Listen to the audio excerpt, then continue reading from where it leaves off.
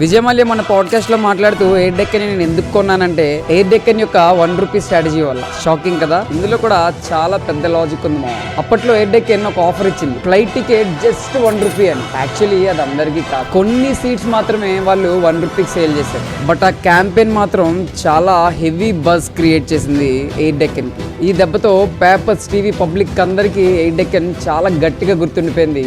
Brand అంటే visibility వచ్చింది.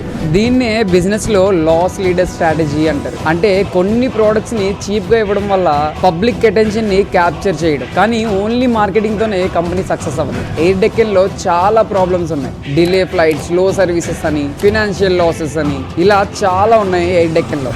మాల్యా అనుకున్నారు, నేను ఈ బ్రాండ్ ని తీసుకొని కింగ్ ఫిషర్ తో మర్జ్ చేస్తా. కానీ బ్యాక్ ఎండ్ స్ట్రాంగ్ గా లేకపోవడం వల్ల టోటల్ ఎయిర్లైన్ కొలాప్స్ అయింది.